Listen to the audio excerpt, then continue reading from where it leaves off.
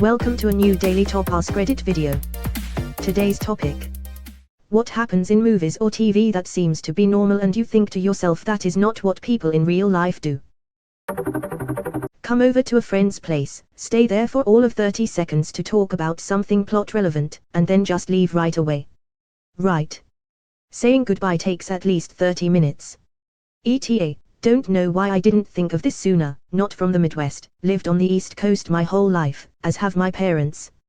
I hate trying to leave somewhere with my wife, instantly starts a whole new conversation with who we're visiting and I get to sit in the car with the door open, pretending to give a shit about the roses, or some crap, for 20 minutes.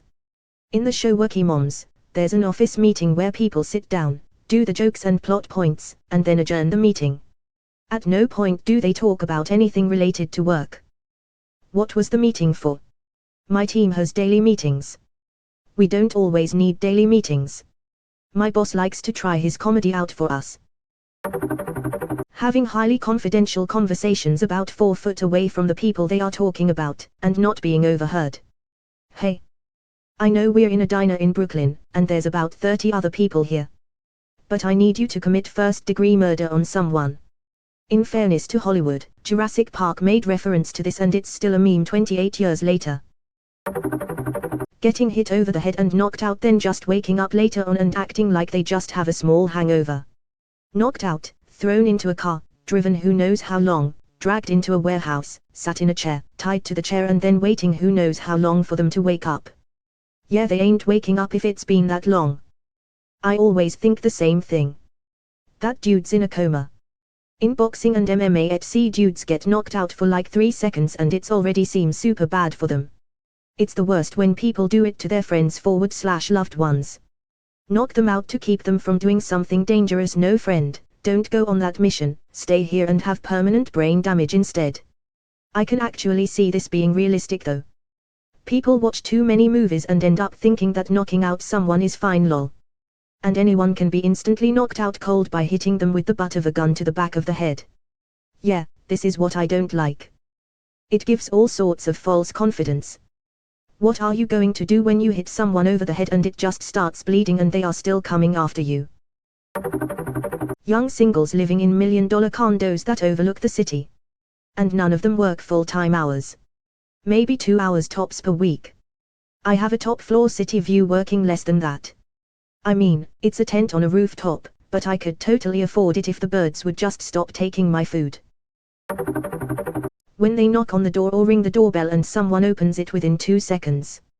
I'd sit there for 30 seconds minimum trying to figure out why someone is at my house before I would even contemplate opening the door. Yep. Someone knocks on my door and I just sit there thinking, did I order anything? Dreaming of kissing a beautiful woman, but actually you're just being licked by a fucking animal. I don't care how good those animal kisses are, you shouldn't be fucking them. Right. Pets adore us unconditionally. You don't fuck them, you make love to them. Guessing the passwords of other people correctly. I can't even guess my own passwords correctly.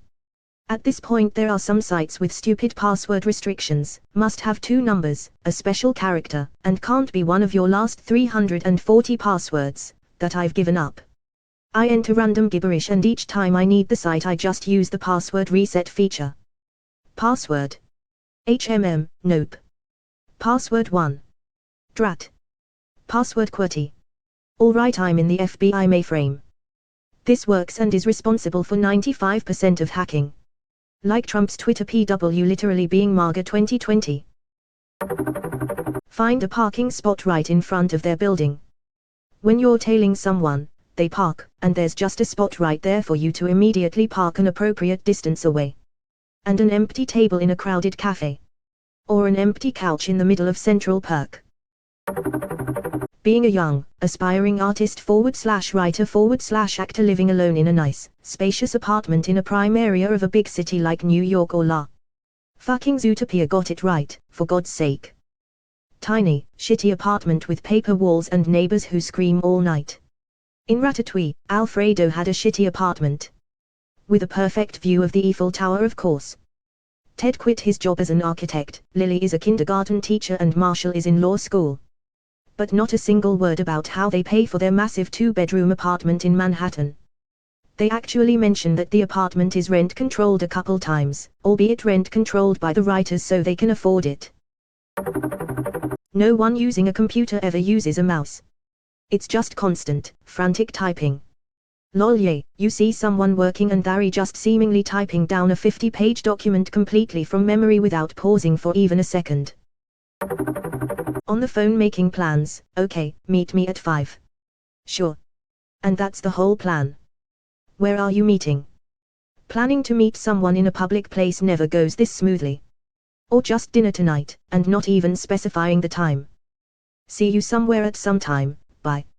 Or when someone asks someone they just met on a date. Sure, pick me up at 5. First of all, where? Their house. How do you know where they live already? You guys just met. Yeah, or setting up a date with someone you just met like it's a date and then they leave. No number or address exchanged, no talk about where you're meeting and when. SNL did a pretty funny sketch about this with Kristen Stewart and Pete Davidson. People just firing guns with no hearing protection without becoming deaf. My dad talks about this one a lot, especially when there's a big fight scene where the person is just blasting away. My dad's always like their ears should be ringing and they shouldn't be able to hear anything. When they fire a weapon in a car and everyone is like may NBD. Well, then you just screw on a silencer and the gun will go PFT. No. It won't. Archer is really good at correcting this. Everyone has one paper bag for groceries. And it has a celery stalk and loaf of French bread sticking out the top. And some round fruits just under the top, so they call rollabout when something goes wrong. Person walking home from the store with grocery bag. All happy and stuff. Shot fired. Camera shifts to random vegetable rolling across the sidewalk so you know the person is dead. The reason you have to put a celery stalk or a baguette sticking out of the top of a grocery bag is because if you don't have groceries sticking out the top of the bag, people watching the show get distracted by the bag wondering what's in it and how it's important to the plot. If you have a baguette or something sticking out the top, the audience realizes, oh, that bag is full of groceries, and ignores it for the rest of the scene. I just imagined a whole play that features a grocery bag, and it's passed around between actors nonchalantly. None of the actors acknowledge what's in the bag or make any mention of it. It just leaves the audience focused on guessing how it relates to the plot or what's in it. Edit, and the end of the play just leaves the bag center stage by itself. The audience would sit there for probably 20 minutes wondering about it, talking about it. Eventually someone would go up on stage and discover it's an empty bag. Edit 2, checking my inbox. Taking turns talking. Like in cop shows, when one cop begins an explanation, then the next one picks up the story at a seamlessly convenient spot, then the third adds, but and throws in some more.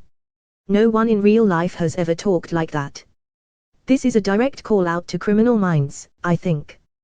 The way they do this is criminally bad. Hotch, we're looking for a white male.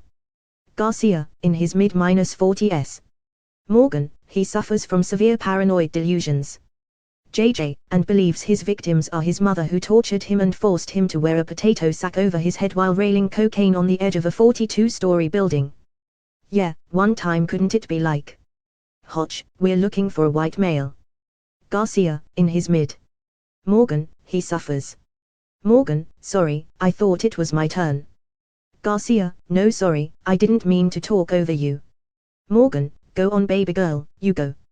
Garcia, no, I insist, you go. Spencer, okay, I'll go. Morgan and Garcia, shut up Spence.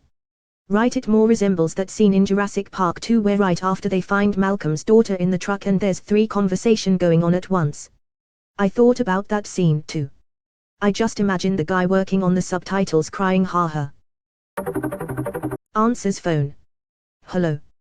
Listens to the caller for 1 second. What do you mean Tim got kidnapped by a drug cartel while he was shopping with his family in his trip to South America? Dials 911. Yeah, hello, 911. No, that's normal, that's how you let 911 know you're on Reddit. Wake up at 6 a.m. no matter what time of year and it is bright and sunny. Hurry or you'll miss the bus as it's clearly noon outside. Takes a bite out of a high-effort breakfast their mom made and then just leaves. In horror movies, everyone runs upstairs. If there was something chasing you, wouldn't head for the door to get outside. Also, you're creeped out in the house but you never turn on the light. Also, their ability to sleep peacefully at night after experiencing paranormal activity in the house. I can't sleep peacefully after watching a movie about paranormal activity, and they can just curl up and go to sleep after their fucking TV was floating. Fuck outta here lol. Every time anyone sneezes, people assume they're sick, like don't they ever get random sneezes? Same with nosebleeds. It means something awful or they've done a bunch of coke. I've had random fucking nosebleeds my entire life. I don't have cancer and have never tried cocaine. I've had random fucking nosebleeds my entire life. I don't have cancer and have never tried cocaine. Do you have special mind powers? Could be that. Whenever a woman gets inexplicably sick or has an explanation, she plays up too much she's pregnant. TV is so transparent about it. Don't forget when she has the baby too. It's always a sudden intense painful labor that is started by her water breaking. And hijinks ensues as she's whisked off to the hospital where she can't get any kind of pain relief, and lots of screaming and comedy relief moments occur.